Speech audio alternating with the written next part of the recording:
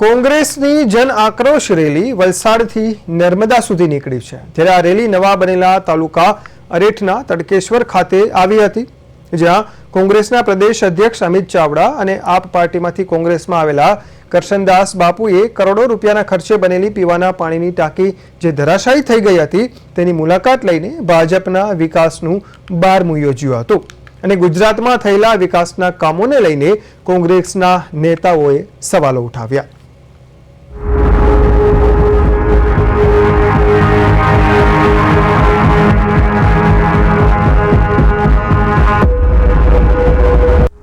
દ્રશ્યો છે અરેઠ તાલુકાના તડકેશ્વર ગામે 21 કરોડના ખર્ચે પહેલા જ ટેસ્ટિંગમાં ધરાશાયી થયેલ પીવાના પાણીની ટાંકીના, જેમાં અધિકારી કોન્ટ્રાક્ટર એજન્સીની સામે કાર્યવાહી કરવામાં આવી હતી. ત્યારે કોંગ્રેસે ભાજપના વિકાસ સામે ભ્રષ્ટાચારના આક્ષેપ સાથે જ્યાં ટાંકી તૂટી હતી ત્યાં પ્રદેશ કોંગ્રેસ અધ્યક્ષ અમિત ચાવડા સહિત કોંગ્રેસ આગેવાનો પહોંચ્યા હતા અને અમિત ચાવડા અને કરશનદાસ બાપુએ પ્રહારો કર્યા હતા. ગુજરાતમાં જે ચારે તરફ ભ્રષ્ટાચાર ચાલે છે, ગેરવહીવટ ચાલે છે, તાનાશાહીનું શાસન ચાલે છે, જે અધિકારી રાજ, કમિશન રાજ ચાલે છે, ભાજપના મળતિયા અને નેતાઓ ચારે તરફ ઉઘાડી લૂંટ કરી રહ્યા છે, એનો જીવતો જાગતો પુરાવો આજે જનાક્રોશ યાત્રા આ સુરત જિલ્લામાં તાડકેશ્વર ખાતે આવી છે. એટલે તમે જોઈ શકો છો કે 21 કરોડ રૂપિયામાં બનેલી ટાંકી એ ભાજપના ભ્રષ્ટાચારનો જીવતો જાગતો પુરાવો કે જે હજુ તો ટેસ્ટિંગમાં પાણી ભર્યું એમાં ટાંકી ધરાશાયી થઈ. આ ટાંકી નથી ધરાશાયી થઈ, આ ગુજરાતની જનતાના પડસેવાના જે ટેક્સના પૈસા સરકારની તિજોરીમાં જમા થાય છે, એ ગુજરાતની પ્રજાનો વિશ્વાસ સરકારમાંથી ધરાશાયી થયો છે. આ સરકારની શાખ ધરાશાયી. વલસાડથી કોંગ્રેસની જે જન આક્રોશ રેલી નીકળી છે અને આ જન આક્રોશ રેલી અરેઠ તાલુકામાં આવી પહોંચી છે અને અરેઠ તાલુકાના તડકેશ્વર ખાતે જે ભ્રષ્ટાચારથી ટાંકી ધરાશાયી થઈ છે એ ધરાશાયી ટાંકીમાં રામધૂન બોલાવી કોંગ્રેસ વિરોધ કરી રહી છે અને ગુજરાત મોડલના વિકાસનું બારમું કરી દીધું છે. કારણ કે ભ્રષ્ટાચારનો આ ટાંકો છે તે નીચે ધરાશાયી થયો છે અને એના કારણે હાલ સમગ્ર ગુજરાતમાં સવાલ ઉઠ્યા હતા. જે વિકાસ જે કરવામાં આવ્યો છે તેની સામે સવાલ ઉઠ્યા હતા, ત્યારે આજે રામધૂન બોલાવીને એનો વિરોધ કરવામાં આવી રહ્યો છે. કારણ કે કરોડો રૂપિયાના ખર્ચે જે ટાંકી બનાવવામાં આવી હતી, આ ટાંકી છે આજુબાજુના ગામડાના લોકોને પીવાનું શુદ્ધ પાણી આપવાની હતી, પરંતુ આ ટાંકીનું કામ છે તે શુદ્ધ કરવામાં નથી આવ્યું અને ટાંકીના કામમાં જે ભ્રષ્ટાચાર થયો છે તેના કારણે ટાંકી ધરાશાયી થઈ છે અને ટાંકી ધરાશાયી થયા બાદ આ વિસ્તારના લોકોમાં ભારે રોષ છે. ત્યારે આજે કોંગ્રેસની જન આક્રોશ રેલી છે તે આવી છે અને એના કારણે હાલ રામધૂન બોલાવવામાં આવી રહી છે અને ભાજપના ભ્રષ્ટાચાર સામે તેઓ અવાજ ઉઠાવી રહ્યા છે. કિરણસિંહ ગોહિલ, પ્રદેશ 24, સુરત.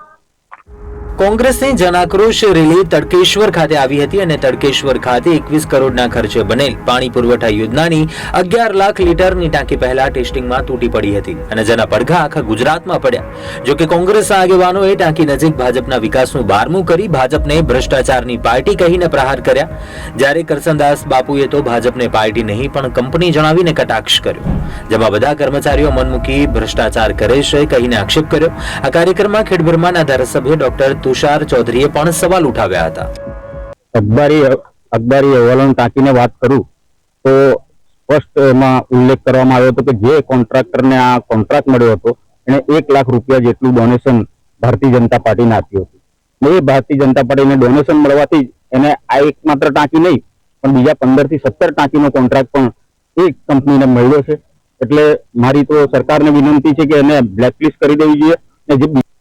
કરશન બાપુ આપણી સાથે છે, કારણ કે આજે જન આક્રોશ રેલી જે વલસાડથી નીકળી છે એ અરેઠ તાલુકાના તડકેશ્વર ખાતે આવી છે ને જ્યાં ભ્રષ્ટાચારરૂપી ટાંકી ધરાશાયી થઈ હતી, ત્યારે આજે રામધૂન બોલાવવામાં આવી છે અને રામધૂન બોલાવીને શાસકોને ભગવાન સદબુદ્ધિ આપે એના માટે રામધૂન બોલાવવામાં આવી છે. આપણી સાથે કરશન બાપુ છે, આપણે એમની સાથે વાત કરીશું. બાપુ, જે રીતે ભ્રષ્ટાચાર ગુજરાત આખામાં છે વિકાસના નામે, શું કહેશો? જી, ઉદાહરણ સામે છે. કેમેરે અમે કદાચ ખોટું બોલી શકીએ, કેમેરે તો ખોટું નહીં બોલે. ટાંકી પડી, પાણી ભરાતા વખત તરત પડી, ત્યાંથી આપણે અટકી જઈએ છીએ અને ભૂલી જવાની આદત છે. સાહેબ એક યુવાન અને એક લોકશાહી પ્રેમી ગુજરાતી પ્રેમી જાણે છે કે વિકાસના નામે આજે ટાંકી નથી પડી.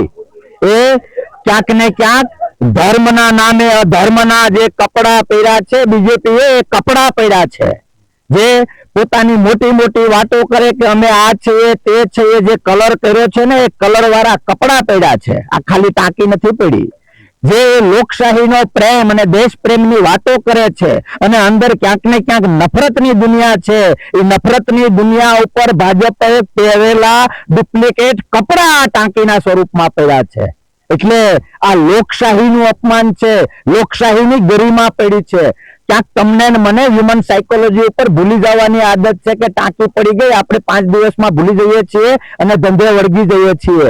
મારે તમારા માધ્યમથી ભાજપને કહેવું છે કે ક્યાં સુધી ધર્મના નામે, સનાતનના નામે લોકોમાં પ્રેમ બાંટવાને બદલે નફરત બાંટીને તમારી દુકાન ચલાવો છો. હવે તો કુદરત પણ તમારી સાથે નથી. પાણી ભરાયા પહેલા તમારું પાણી આ ટાંકીના સ્વરૂપમાં ઉતરી ગયું છે. થોડાક માણસ થાવ, લોકશાહીને થોડો પ્રેમ કરો, દેશને થોડો પ્રેમ કરો. ખોબા ભરીને જે લોકોએ તમને મત આપ્યા છે, બીજાના થાવ કે ન થાવ, કમસે કમ એના તો થાવ. પણ યાદ રાખજો, તમારું બધા જ તાળા ખુલી ગયા છે. અંદર જે તમે અમૃતની વાત કરેલી ને, ગુજરાતના લોકો એ તાળા ખોલીને જોઈ બેઠા છે કે અંદર અમૃત નહીં, લોકશાહી માટે, ગુજરાત માટે અને દેશ માટે ઝેર છે. એ ઝેર ગુજરાતીઓએ જાણી લીધું છે. તમારે ઘર ભેગો થવાનો વારો આવશે. ફરીથી કહું છું કે આ ટાંકી નથી પડી, આ ભાજપની સત્તા પડી છે. જી બાપુ, ગુજરાતનું જે રાજકારણ છે કઈ દિશામાં જઈ રહ્યું છે અને જે જનતા છે એ નેતાઓથી હવે વિમુખ થઈ રહી છે, તો શું કરે આ શાસકો છે એ વિકાસના નામે જે ભ્રષ્ટાચાર રૂપી જે સતત ગુજરાતમાં વિકાસના નામે જે કૌભાંડો થઈ રહ્યા છે, શું કહેશો? આજે જે રામધૂન બોલાવવા પાછળનો હેતુ શું? જી, રામધૂન માટે તો સહન કરવાની શક્તિ અને સામેવાળાને સદબુદ્ધિ મળે રામના નામથી, એ માટેના પ્રયત્ન છે.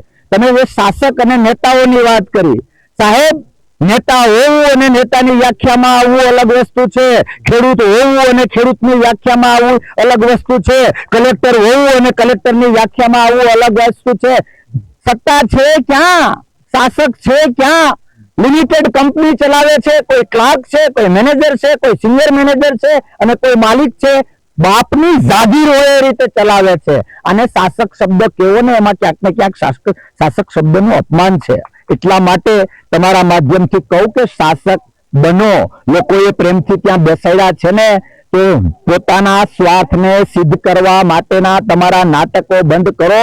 1% નેતા અને શાસક બનો, થોડાક માણસ બનો, નહીં તો લોકો માફ નહીં કરે. જી, આમ તો એક સંત માણસ હોય છે, તેઓ આશીર્વાદ આપતા હોય છે, પરંતુ આજે કરસનદાસ બાપુ છે તે રોષે ભરાયા છે અને શાસક જે લોકો છે તેને ગરબાટો જવાબ આપ્યો છે કે આ શાસકો નથી, આ કંપની છે, કોઈ મેનેજર છે, કોઈ અલગ અલગ પદ પર છે, પરંતુ જનતા માટે કોઈ કામ કરનારું નથી. તારા આવા શાસકોથી પ્રજા પણ હવે વિમુખ થાય એવું તેઓ કહી રહ્યા છે. જનતા પણ હવે જાગી રહી છે. એટલા માટે જ તેઓ જન આક્રોશ રેલી લઈને નીકળ્યા છે. કિરણ સુગોઈ, પ્રદેશ 24, સુરત.